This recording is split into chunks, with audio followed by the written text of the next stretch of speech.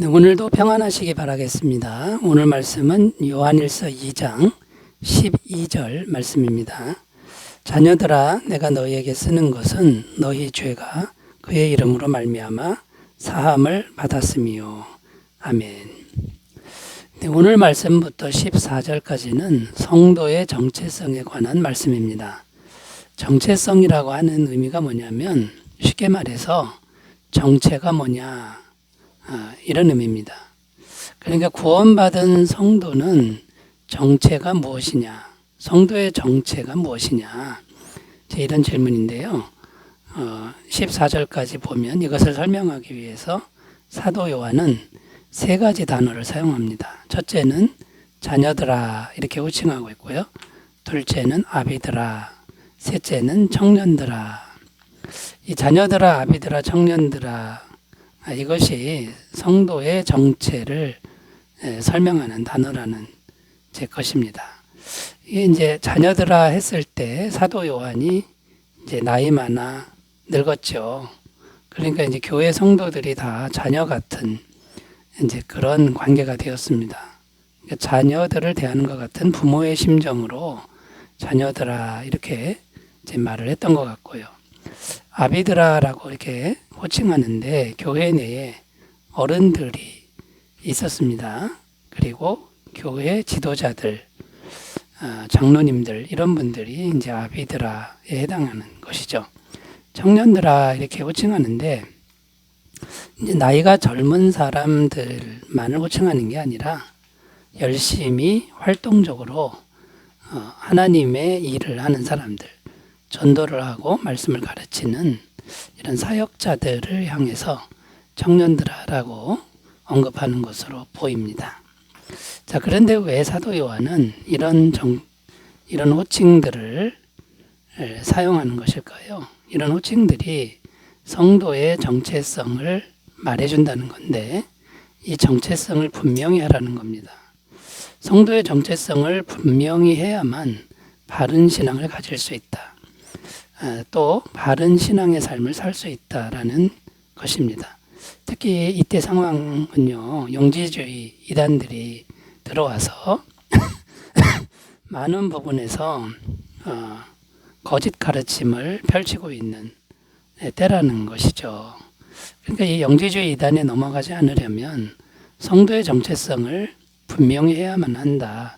이런 의미가 14절까지 말씀에 담겨 있는 의미가 되겠습니다. 자, 그래서 오늘부터 며칠 동안 성도의 정체성이 무엇인지를 살펴보면서 은혜를 나누겠는데요. 오늘은 그 첫 시간으로 사도 요한이 자녀들아 이렇게 호칭하는 이런 그 자녀됨의 정체성, 이것이 어떤 의미가 있는지를 살펴보면서 은혜를 나누겠습니다.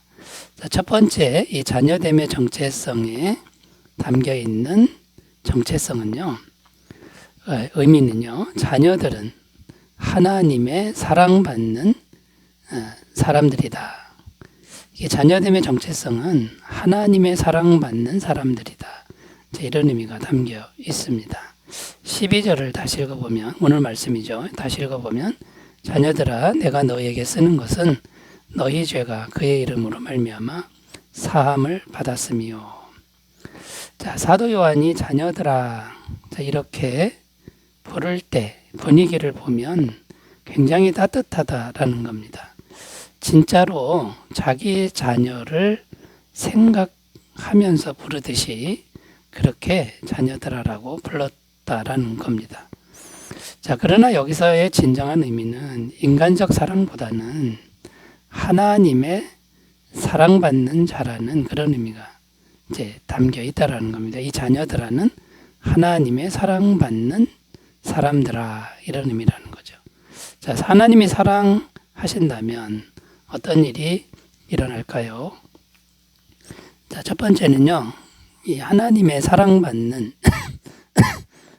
사람들, 성도들을 대적할 자가 없다는 것입니다. 로마서 8장 31절, 그런 적이 일에 대하여 우리가 무슨 말 하리요? 만일 하나님이 우리를 위하시면 누가 우리를 대적하리요?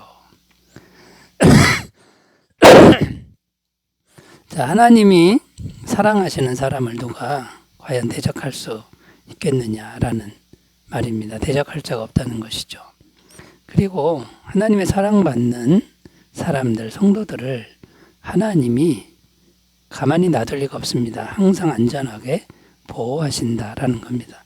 로마서 8장 35절입니다. 누가 우리를 그리스도의 사랑에서 끊으리요. 환난이나 곤고나 박해나 기근이나 적신이나 위험이나 칼이랴.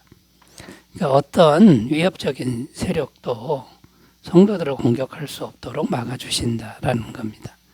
그리고 이 하나님의 사랑은, 성도를 사랑하는 그 사랑은 영원하다. 그리고 결코 실패하지 않는 사랑이라고 성경은 증언합니다. 로마서 8장 38절 39절입니다. 내가 확신하노니 사망이나 생명이나 천사들이나 권세자들이나 현재일이나 장래일이나 능력이나 높음이나 기쁨이나 다른 어떤 피조물이라도 우리를 우리 주 그리스도 예수 안에 있는 하나님의 사랑에서 끊을 수 없으리라. 자, 그러니까 여기 자녀들아라고 이렇게 호칭할 때 하나님의 자녀됨의 정체성을 분명히 하라, 이런 의미가 이제 담겨 있는데요. 하나님의 영원한 사랑을 받는 하나님의 자녀됨의 정체성을 분명히 하라는 겁니다. 자, 그러니까 이 하나님의 사랑을 영원토록, 실패하지 않는 사랑을 영원토록 받고 있다. 이런 정체성을 분명히 할 때 우리는 힘을 얻을 수 있다. 사랑의 힘을 얻을 수 있다라는 겁니다. 이 사랑의 힘을 얻는 사람은 사랑의 계명을 지킬 수 있게 되는 것이고, 이단의 가르침에, 영지주의 이단의 가르침에 빠지지 않게 된다라는 것이죠. 요한일서 4장 7절 8절입니다. 사랑하는 자들아, 우리가 서로 사랑하자. 사랑은 하나님께 속한 것이니 사랑하는 자마다 하나님으로부터 나서 하나님을 알고 사랑하지 아니하는 자는 하나님을 알지 못하나니 이는 하나님은 사랑이심이라. 자, 그러므로 여러분, 자녀됨의 정체성 첫 번째 의미는 하나님의 영원하고 실패하지 않는 사랑을 계속해서 받는 존재라는 그런 의미입니다. 이런 정체성을 분명히 하시고 사랑으로 가득 채우시는 삶이 되시기를 바라겠습니다. 자, 두 번째 의미로 가보겠습니다. 자녀됨의 정체성 두 번째는요. 하나님의 자녀들은 영원한 죄사함을 받았다라는 것입니다. 자, 이것을 분명히 하라는 것이죠. 자, 오늘 말씀 12절 끝부분에 보면 너희 죄가 그의 이름으로 말미암아 사함을 받았으며, 그러니까 영원한 죄 사함을 받았다라는 말씀을 하고 있는데, 예수님의 보혈로 우리가 영원히 죄가 사함을 받은 이 진리를 말씀하고 있는 겁니다. 요한복음 1장 12절 영접하는 자고 그 이름을 믿는 자들에게는 하나님의 자녀가 되는 권세를 주셨으니. 자, 그러니까 죄가 사해지니까 따라오는 게 뭐냐면 하나님의 자녀 권세가 따라왔다라는 겁니다. 자, 그러니까 영원한 죄사함을 받은 자녀들의 정체성, 이걸 분명히 하라는 건데요. 여기 이제 의미를 생각해 보면 이제는 죄의 노예에서 해방되었다. 이제는 죄의 노예가 아니다. 이런 의미가 담겨 있다라는 겁니다. 로마서 8장 1절 2절 그러므로 이제 그리스도 예수 안에 있는 자에게는 결코 정죄함이 없나니 이는 그리스도 예수 안에 있는 생명의 성령의 법이 죄와 사망의 법에서 너를 해방하였습니다. 이제는 죄의 노예가 더 이상 아니다. 죄에 끌려다닐 필요가 없다. 이런 의미가 되는 거죠. 그 영지주의 이단들은 죄의 노예가 되어 끌려다니고 있는 모습을 보여주는 것이죠. 그런데 자녀들은 영원한 죄사함을 받은 그런 존재라는 이 정체성을 분명히 하면 이제는 죄의 노예가 아님을 선포할 수 있다라는 겁니다. 자, 이 죄가 사해졌다, 죄의 노예가 아니다 했을 때 실제적인 능력이 오는데 성령님의 능력이 함께 하신다고 성경은 증언합니다. 사도행전 2장 38절 베드로가 이르되 너희가 회개하여 각각 예수 그리스도의 이름으로 세례를 받고 죄사함을 받아라. 그리하면 성령의 선물을 받으리니. 자, 그러니까 이제 죄의 노예에서 벗어났고 실제적으로 성령님의 능력이 임하니까 이제는 죄와 싸워서 이길 수 있는 능력이 생겼다라는 것이죠. 이 성령님의 능력의 도우심을 받을 수 있게 됐다라는 겁니다. 그러니까 이 자녀됨의 정체성을 분명히 할 때 우리가 더 이상 죄의 노예가 되지 않고 죄와 싸워서 이길 수 있는 그런 사람들이 될 수 있다라는 것입니다.